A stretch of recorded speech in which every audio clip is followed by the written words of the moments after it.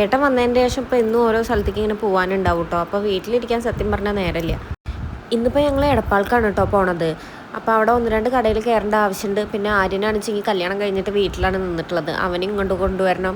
ഞങ്ങൾ പോണ വഴിക്ക് നല്ല മഴയാണ് കേട്ടോ. ഞങ്ങൾ ഉച്ചയ്ക്ക് വീട്ടിൽ നിന്ന് ഫുഡൊക്കെ കഴിച്ചതിൻ്റെ ശേഷമാണ് കേട്ടോ ഇറങ്ങിയിട്ടുള്ളത്. കാറിൽ കയറി കുറച്ച് കഴിഞ്ഞപ്പോൾ തന്നെ സീമോള് നല്ല ഉറക്കമായി. എൻ്റെ മടിയിൽ കിടന്നിട്ടാണ് കേട്ടോ സീമോൾ ഉറങ്ങിയിട്ടുണ്ടായിരുന്നത്. പിന്നെ എനിക്കിങ്ങനെ കൈ കടയാൻ തുടങ്ങിയപ്പോൾ ഞാൻ അവളെ തന്നെ സീറ്റിലേക്ക് കിടത്തി. എന്നിട്ട് ഞാനും ഏട്ടനും കൂടിയിട്ട് ഇങ്ങനെ ഇരുന്നിട്ട് ഓരോന്ന് പറഞ്ഞുകൊണ്ടിരിക്കുകയാണ് കേട്ടോ. പറയണത് ഫ്യൂച്ചർ കാര്യങ്ങളോ അങ്ങനത്തെ കാര്യങ്ങളോ ഒന്നുമല്ല കേട്ടോ സംസാരിച്ചുകൊണ്ടിരിക്കുന്നത്. കഴിഞ്ഞു പോയ കാര്യങ്ങളെ കുറിച്ചിട്ടൊക്കെയാണ് സംസാരിച്ചുകൊണ്ടിരിക്കുന്നത്. ഏട്ടൻ അങ്ങനെ കഴിഞ്ഞു പോയ കാര്യങ്ങളൊന്നും ഓർമ്മ ഉണ്ടാവില്ല കേട്ടോ. പക്ഷെ എനിക്ക് നല്ല ഓർമ്മയാണ്. അപ്പം ഞാനിങ്ങനെ ഓരോ അവസരത്തിൽ ഇങ്ങനെ ഓർമ്മിപ്പിച്ചുകൊണ്ടിരിക്കും ഏട്ടനെ. ആദ്യമായിട്ട് കല്യാണം കഴിക്കല്ലേ? ഇനി ഞാൻ അങ്ങനെ ചെയ്തോളാം. ഇപ്പൊ ഒരു എക്സ്പീരിയൻസ് ഉണ്ടല്ലോ അല്ലേ. സീമോളനെ ഇട്ട് ഞാൻ ഫ്രണ്ട് സീറ്റിൽ ഇരുന്നിട്ടുണ്ട് വെച്ചെങ്കിൽ അവൾ അങ്ങോട്ടും ഇങ്ങോട്ടും ചാടി കളിച്ചുകൊണ്ടിരിക്കും കേട്ടോ. ഫ്രണ്ടിൽ നിന്ന് ബാക്കിലേക്കും അതേപോലെ ബാക്കിൽ കുറച്ച് നേരം നിന്നതിൻ്റെ ശേഷം ഫ്രണ്ടിലേക്ക് വരിക അങ്ങനെ ചെയ്തുകൊണ്ടിരിക്കും. അപ്പോൾ ഞാൻ അവളേനായിട്ട് ഇപ്പോൾ ബാക്കിലത്തെ സീറ്റിൽ തന്നെയാണ് കേട്ടോ ഇരിക്കാറ്. അങ്ങനെ ആകുമ്പോൾ അവൾ ആ ഉള്ള സ്ഥലത്ത് അങ്ങനെ കളിച്ചുകൊണ്ടിരിക്കും. അങ്ങനെ ഫ്രണ്ടിലേക്ക് പോണ് കാണാറില്ല കേട്ടോ. സീമോൾക്ക് ഇങ്ങനെ സീറ്റിൽ ഇരിക്കാൻ വേണ്ടിയിട്ട് ഇഷ്ടമാണ്. ഫ്രണ്ടിലാവുമ്പോൾ അങ്ങനെ ഇരിക്കാനും പറ്റില്ലല്ലോ, എൻ്റെ മടിയിൽ ഇരിക്കണ്ടേ. പിന്നെ ആകെ കുറച്ച് സ്ഥലമല്ലേ ഉള്ളൂ. അപ്പോൾ ഞാനും കൂടി ഇപ്പോൾ ബാക്കിൽ വന്നിരിക്കാൻ തുടങ്ങിയതിൻ്റെ ശേഷം സീമോൾ അങ്ങനെ വലിയ കുറുമ്പ് കാണിക്കാറില്ല. എൻ്റെ അടുത്ത് തന്നെ ഒപ്പം ഇരിക്കും. പിന്നെ സീറ്റിലിങ്ങനെ ചിലപ്പോൾ എന്തെങ്കിലും കളിക്കാനൊക്കെ കൊടുത്തിട്ടുണ്ട് വെച്ചെങ്കിൽ അതായിട്ട് അങ്ങനെ ഇരിക്കും കേട്ടോ.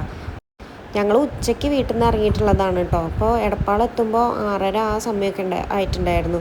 പിന്നെ ഞങ്ങൾക്ക് ഇങ്ങനെ തൃശ്ശൂരും കൂടി പോകാണ്ടായിരുന്നു. അപ്പോൾ തൃശ്ശൂരും പോയിട്ടാണ് ഞങ്ങൾ വരുന്നത് കേട്ടോ.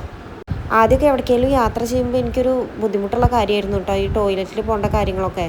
എവിടെ പോവും എങ്ങനെയാണ് എന്താണെന്നുള്ളതൊക്കെ എനിക്ക് ഭയങ്കര ടെൻഷനായിരുന്നു. ഇപ്പോൾ എനിക്ക് അങ്ങനെ അത്ര തോന്നാറില്ല കേട്ടോ. ഇങ്ങനെ എവിടെയെങ്കിലും ഷോപ്പിംഗ് മാൾ ഇതൊക്കെ ഉണ്ട് വെച്ചെങ്കിൽ നമുക്ക് അവിടെ പോകാനുള്ള സൗകര്യങ്ങളൊക്കെ ഉണ്ടല്ലോ.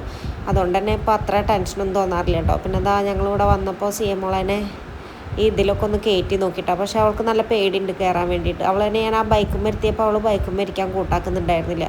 പിന്നെ ഇത് മതി എന്ന് കാണിച്ചു തന്നപ്പോൾ ഞാൻ ഇതിലിരുത്തി കൊടുത്തതാണ് കേട്ടോ. ഉറക്കത്തുനിന്ന് എണീറ്റേൻ്റെ ഒരു അന്താളിപ്പ് കുട്ടിയുടെ മുഖത്ത് കാണാണ്ട്.